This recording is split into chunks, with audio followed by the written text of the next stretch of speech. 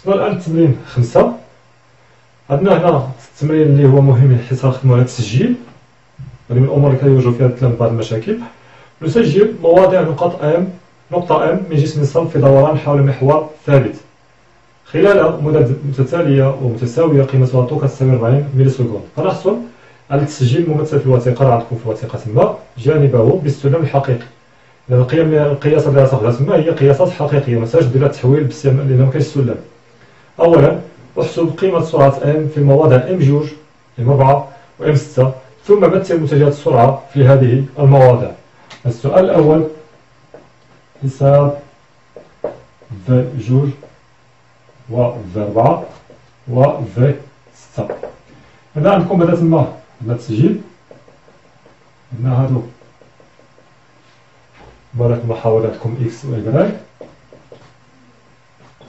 إذن هنا ناخذ هاد النقطة هنايا M0، هنا هذه هي M0، هنا وصلت النقطة تسمى M3.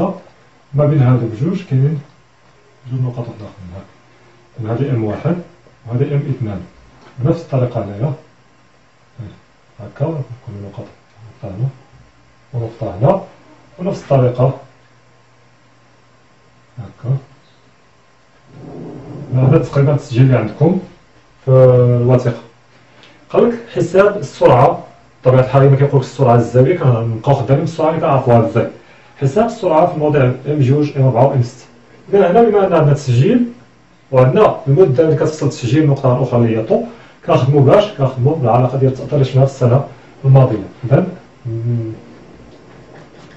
V2 اش كتساوي؟ إذا النقطة M2 شنو قلنا في علاقة التأثير؟ كناخدو نقطة قبل منها ونقطة موراها. إذا كنعبر هنا المسافة بين النقطة اللي غيقبل منها والنقطة اللي موراها يعني M1 M3. إذا غنعبر هذه المسافة هذه ونقسمها على جوج طو. إذا درتو المسألة هذه بالنسبة للطو عندكم هي 40، إذا جوج 40 10 ناقص 3، وهذه نتوما تقيسوها بالمسطرة بطبيعة الحال. تقدر في المرحلة الأولى تقيس من هنا لهنا وما تقيس من هنا لهنا، تقيسوها بالمسطرة وتصاوبوا القيمة هنا بعد ما تحولوها للمتر. إذا نفترض بأنها مثلا هي 1.7 سنتيم، إذا 1.7 10 ناقص 2 في 3 ولا في 4 الآن بنفس الطريقة. هاي النقطة M3 ها M4. إذا النقطة M4 النقطة اللي قبل منها هي M3 والنقطة اللي موراها كنشوف النقطة اللي قبل منها والنقطة اللي موراها ونعبر المسافة بيناتهم، نعبر المسافة من النقطة اللي قبل منها حتى النقطة اللي موراها. إذا غتجيني هي M3 M5 على جوج طو، وإلا غتقيسو المسافة تقريبا غتلقاو 1.7 10 ناقص 2 على 80 اللي هي 42 10 ناقص 3. بنفس الطريقة V6 غتحددها هنايا ها M5 ها M6. إذا قلنا كناخد نقطة قبل منها ونقطة موراها وكتحسب المسافة بيناتهم. إذا غتجيني هي M5 M7 على جوج طو، وبنفس الطريقة غادي نحولو لتحت هي 42 10 ناقص 3، والفوق غادي تقيس المسافة تقريبا 1.7 سنتيم، فهي نحول 10 ناقص 2. غديرو التطبيق العملي ديالكم من بعد غنمرو للتمثيل. إذا الجزء الثاني ديال السؤال الأول اللي هو تمثيل V2. إذا الآن غنمثل المتجهات V4 و V6 بعد ما حسبت القيم ديالهم خصنا نمثلهم. إذا لتمثيل المتجهة خصنا نعرفو المميزات ديالها. تذكير، غنذكر هنا تذكير بمميزات متجهات السرعة اللحظية. إذا عندنا 4 مميزات: الأصل، الاتجاه، المنحى، والمنظر. هادو المميزات اللي تحترمهم وهما اللي غيمكنوك دير التمثيل. إلا ما درتيش بهادو غتغلط. إذا الأصل هو موضوع متحرك. إذا الأصل البلاصة فين كنمثل السرعة في البلاصة فين كاين المتحرك في ديك اللحظة. الأصل هو موضع المتحرك. الاتجاه مماس للمسار. المنحى منحى الحركة. والمنظر هو قيمة السرعة بالمتر سكوند موازنة. إذا الآن إلا جيت نطبق نبدا بصفر متجهات السرعة V2. إذا نبداو تمثيل V2. إذا V2 فين كاين في الأصل ديالها غيكون هو الموديل المتحرك. إذا هنا الأصل الاتجاه يعني المستقيم اللي غنرسم فوق المتجهه، مماس للمسار في هاد البلاصه، إذا كنرسم المماس هو هذا. من بعد المنحى في غادي نرسم، واش غنرسم سهم في هاد الجهه ولا في هاد الجهه، كيحددوا لي منحى الحركه. إلا غنرسم سهم من هنا في هاد الجهه هادي، طول السهم المنظم ديال داك المتجهه هو قيمه السرعه. إذا قيمه السرعه خرجنا هي هادي، بلا ما نديرو تطبيق نتوما غتخرجلكم هي هاد العدد. انا غندير ناخذ واحد، ناخذ جوج سنتيم عندي في الورقه لهيه كتساوي هاد القيمه هادي ديال السرعه 1.7 في 10 ناقص 2 على 2 في 40 10 ناقص 3. بطبيعه الحال نتوما تكون درتو تطبيق العدد. إذا داك القيمه اللي غتخرج لكم انت باش يجي السلم مزيان، خذ مثلا كدير لها السلم داك القيمه اللي لقيتي كتساوي 2 سنتيم. إذا هنا غنجيو نرسم واحد الطول ديال السهم كيفيه 2 سنتيم، غادي تجيني تقريبا هي هادي نسميها في 2. إذا ناخذ الآن نمثل في 4 غنطبق نفس القواعد. إذا في 4 المتاح لي كاين هنا الاتجاه مماس المسار في هاد النقطة هادي. إذا غنرسم المماس هو هذا، في غادي ترسم شنو دابا؟ غترسم سهم من انطلاقة من النقطة، ترسم سهم فوق هاد المستقيم. إذا تمشي لهنا ولا لهنا غتمشي في منحى الحركة، والطول ديال السهم غناخدوه على حساب السلم. قلنا بأن هاد القيمة هادي كتساوي 2 سنتيم، غنرسم واحد الطول السهم كيساوي 2 سنتيم. إذا هادي هي في 4 هذيك في 2. الآن بنفس الطريقة غادي نمثلها متجهات السرعة الوحدية في 6، لأن هذا هو المسار.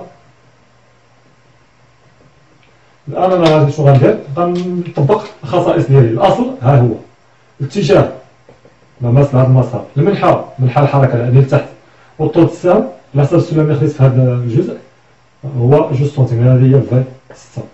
إذا هكا مثلنا متجهات السرعة، وهكا غتمثل لكم متجهات السرعة الوحدية في أي لحظة طلبوها منك. فقط تعرفوا الميزة ديال 4، الأصل الاتجاه المنحى والقيمة ديال السرعة ديالها، وتختار سلم مناسب. السؤال الثاني الآن قالك ما طبيعة حركة النقطة M؟ هذا السؤال الثاني، طبيعة حركة M. إذا النقطة M هنا طبيعة الحركة خصك دايما تحدد لي جوج حوايج، المسار كي داير والسرعة كي داير. إذا هنا باش تنتبه مزيان بأن المسار ديال النقطة M دائري، لأن OM صفر كتساوي OM واحد كتساوي OM جوج كتساوي OM ثلاثة. إذا الشعاع ثابت، إذا مسار النقطة M ثابت ولا دائري، هذه الأولى. والسرعة ديالها فاش حسبناها لقينا بأنها في 2 كتساوي في 4 كتساوي في 6، وكذلك منا غنلقاو جميع القيم عندهم نفس السرعة كتبقى ثابتة. إذا المسار دائري والسرعة ثابتة، كان النتيجة كنقولوا بأن الحركة دائرية ومنتظمة. إذا بما أن مسار النقطة M دائري، باش نعرفو دائري المسافة ما بين OM صفر كتساوي لنا OM واحد كتساوي لنا OM جوج كتساوي لنا متماشية. هاد الشعاع ديال المسافة بين جميع نقاط المسار ثابتة، إذا هادشي كيتحقق فاش كيكون المسار دائري. وبما أن سرعة M ثابتة فإن حركتها دائرية منتظمة. إذا بالنسبة للنقطة الحركة اللي كنقولوا دائرية، وبالنسبة للجسم اللي كنقولوا الجسم اللي كتنتمي لهاد النقطة ونقول بأنها حركة دوران. إذا الجسم كيدير دوران والنقطة كنحكموا عليها من خلال المسار ديالها، كنقول بأن الحركة ديالها هي حركة دائرية. إذا ميزوا ما بين الدوران والدائرية. الدوران هي حركة فاش كنوصفوا الجسم كله، والدائرية هي اللي فاش كنكونوا كنركزوا على نقطة من الجسم كنقولوا بأن المسار ديالها دائري إذا حركتها دائرية والسرعة ديالها ثابتة إذا كانت كتحافظ على نفس قيمة السرعة. السؤال الثاني الآن قالك ولا السؤال 3 احسب سرعتها الزاوية. السرعة الزاوية شفناها بأنها كتعلق إلا كتعرف السرعة الزاوية ديال الدوران، إلا بغيت السرعة الزاوية إلا كتعرف الزاوية ديال الدوران والمدة ديال التسرقات كنقدر نحسب أوميغا، ولا إلا كتعرف السرعة الخطية ديال واحد النقطة وعارف الشعاع ديالها شحال كتبعد. إذا في الحالة ديالنا هاد الأمور هادي موجودين بجوج متوفرين، غادي نطبقوا عندنا الطريقة واحد، نطبق العلاقة أوميغا كتساوي لنا دلتا تيتا على دلتا تي. إذا دلتا تيتا إلا ركزتوا معايا مزيان الجسم مشى من هنا حتى لهنا، إذا هاد الزاوية هادي راه هي بي على جوج، وشحال من التسارق هابطوا الأولى هابطوا الثانية هابطوا الثالثة، إذا 3 طو، إذا هي بي على جوج على 3 طو، إذا هي بي على 6 طو، إذا هي بي على 6 في 40 10 أس ناقص 3. إذا أوميغا كنلقاوها كنتيجة ثم تأكدوا من التطبيق العددي 13.1 راديان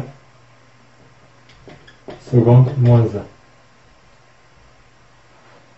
بالنسبة للطريقة الثانية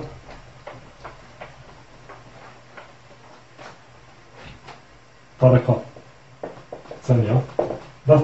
الثانية غنستغلو التعريف ديال العلاقة بين السرعة ديال النقطة والسرعة الزاوية. لدينا أوميغا لدينا في النقطة ان كتساوي لنا ار ام أوميغا. هذا كيعني بأن أوميغا غتساوي لنا في ام على ار ام. بس في ام حسبناها قبيلة، هي هذه مازال مسجلة عندنا.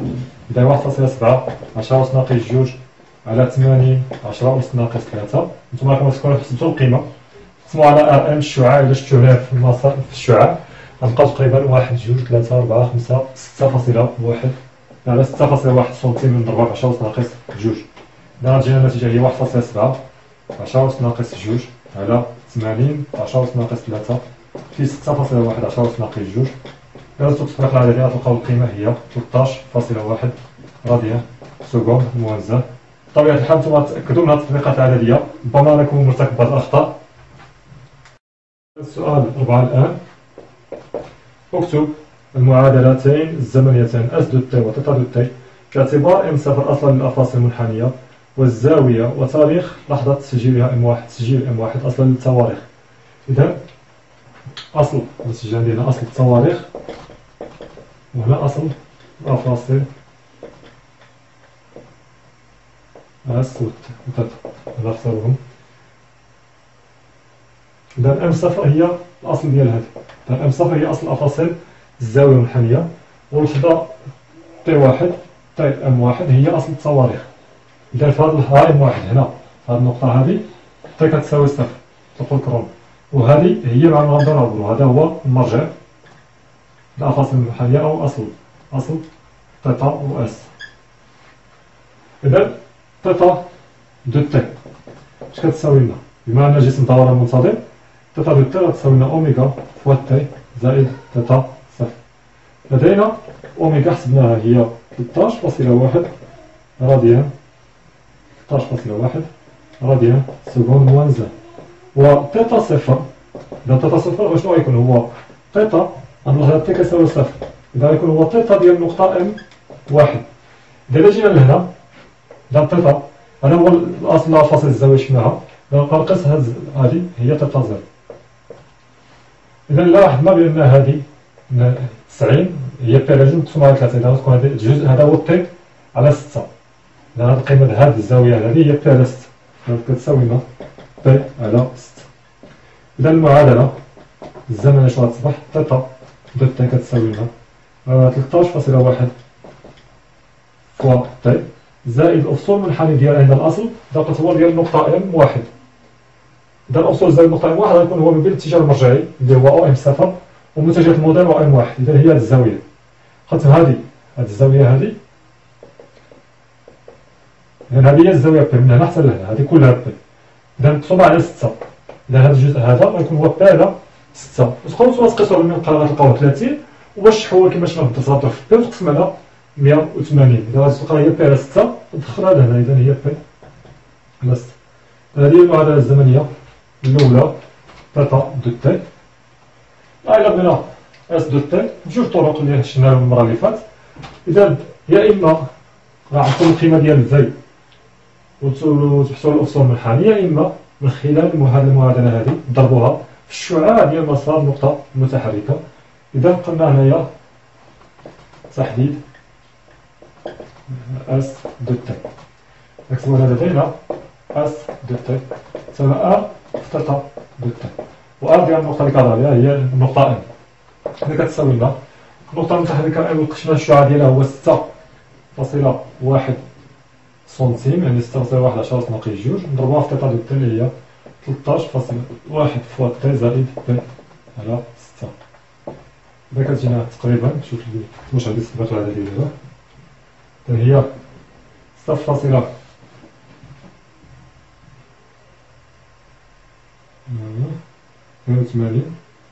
0.8 تي زائد 3.2 10-2. وكما قد في التطبيقات على ديالك تأكدوا منهم، لأن ربما كيكونوا عندي شي أخطاء.